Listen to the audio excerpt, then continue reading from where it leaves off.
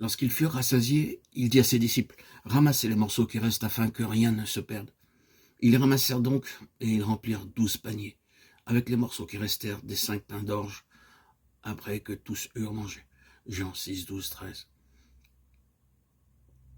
Notre Seigneur n'aime pas le gaspillage. C'est pourquoi il commanda que rien ne se perde. S'il se mit en peine de ces quelques morceaux de pain qui restaient, combien plus il se met en peine de notre temps, notre argent et notre énergie. Lorsque nous considérons nos vies, nous devons admettre que beaucoup de notre temps a été gâché, que notre argent a été mal dépensé, que notre énergie a été dissipée. Un jour, il me sembla que je stagnais. Je ne grandissais pas spirituellement, alors je priais, « Seigneur, qu'est-ce qui ne va pas en moi ?» Le Seigneur me montra que je le servais dans ma force et ma sagesse propre, et que je perdais mon temps.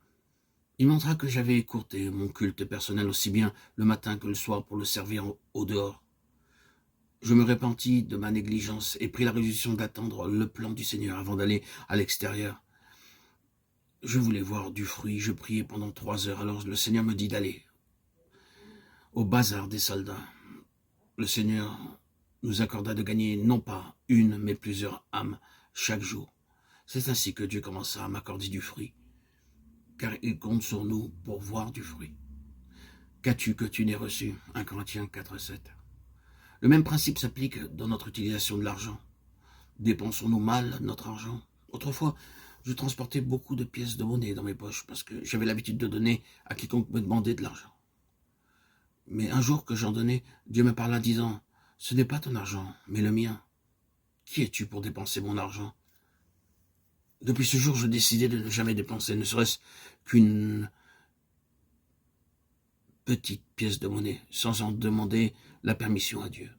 Votre temps et votre argent appartiennent à Dieu. Je ne considère pas que l'argent m'appartient. Je n'achète jamais rien jusqu'à ce que je sois sûr de l'intention de Dieu au travers de cette dépense.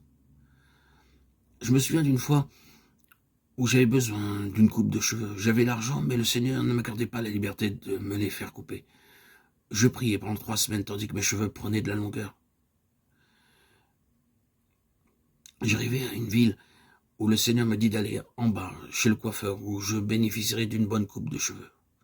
Pendant que le coiffeur me coupait les cheveux, je lui demandais, « Pouvez-vous me dire si vous êtes né de nouveau ?» Il dit, « Non, mais je désire l'être. » Alors qu'il eut fini, je pris ma Bible et lui exposai le chemin du salut. Il s'agenouilla et accepta le Seigneur. Il refusa de me donner la note. Ainsi le Seigneur m'accorda une coupe de cheveux, ainsi que le privilège de conduire le coiffeur au salut.